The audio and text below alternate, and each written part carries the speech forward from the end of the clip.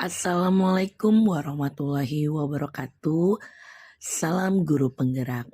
Perkenalkan, nama saya Farahita Maya Canti Dewi. Sehari-hari saya mengajar di SMP Negeri 1 Mesuji.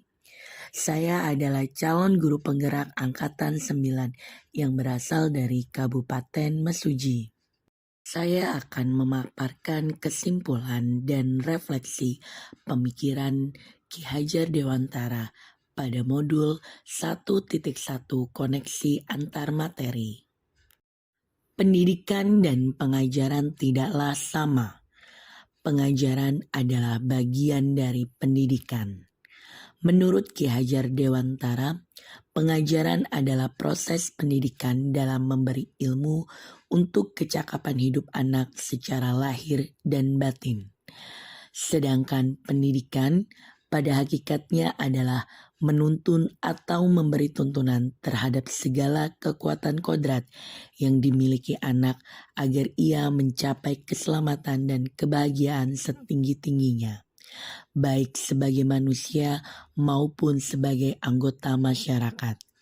Pendidikan menciptakan ruang bagi murid untuk bertumbuh secara utuh agar mampu memuliakan dirinya dan orang lain serta menjadi mandiri.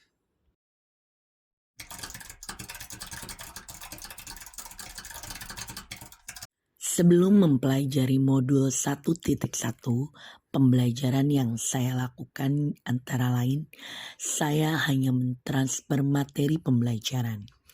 Ketuntasan dalam penyampaian materi lebih penting daripada memahami karakteristik murid. Saya hanya melihat dari aspek kognitif saja. Jika nilai murid sudah mencapai KKM, dianggap pembelajaran sudah berhasil. Murid hanya sebagai objek pembelajaran. Selain itu, pembelajaran yang saya lakukan berpusat pada guru. Saya tidak memperdulikan apakah murid sudah benar-benar paham. Saya hanya meminta murid untuk menghafal materi. Saya sering merasa gagal jika murid yang tidak tuntas telah melakukan evaluasi. Saya juga kurang memahami karakteristik murid.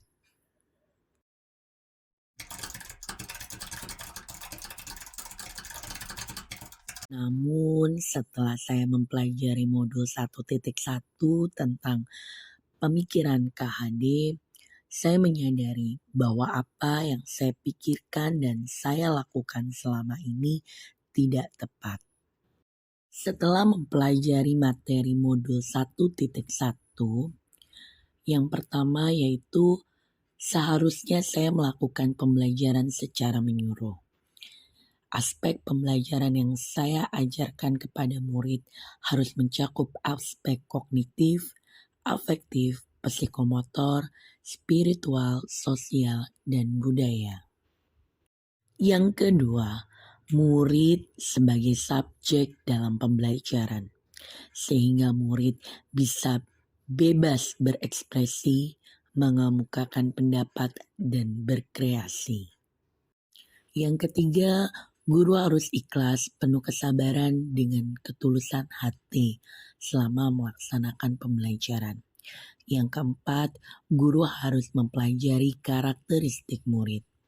Dan yang kelima, memberikan kesempatan kepada murid untuk tumbuh sesuai dengan kodratnya.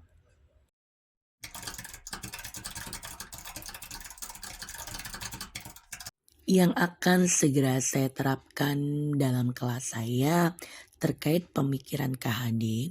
Yang pertama, langkah awal yang akan saya lakukan adalah membuat kesepakatan bersama tentang proses pembelajaran di kelas. Saya akan menampung masukan dan membuat kesepakatan bersama mereka. Yang kedua, saya akan merancang pembelajaran interaktif dan menyenangkan dengan melibatkan murid sebagai pusat pembelajaran. Yang ketiga, saya akan menerapkan pembelajaran abad 21, yaitu berpikir kritis, kreatif, komunikasi, dan kolaborasi. Yang keempat, Saya akan menerapkan merdeka belajar dan mengkaitkan dengan penguatan profil pelajar Pancasila. Yang kelima, pembelajaran tidak lagi menuntut tetapi menuntun. Dan yang keenam, mengenali karakter dan latar belakang murid dengan menjalin komunikasi yang baik. Adapun kesimpulan dari yang sudah saya paparkan, antara lain, dasar-dasar pemikiran dari KHD harus segera kita terapkan dalam proses pembelajaran di kelas ataupun di sekolah. Di antaranya, menuntun anak sesuai dengan minat dan bakatnya.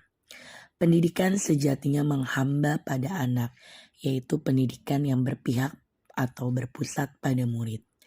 Tujuan pendidikan adalah menuntun anak menebalkan garis samar-samar agar dapat memperbaiki lakunya untuk menjadi manusia seutuhnya. Semoga pemaparan saya ini dapat menginspirasi bagi Bapak Ibu pejuang pendidikan. Salam guru penggerak, saya akhiri. Wassalamualaikum warahmatullahi wabarakatuh.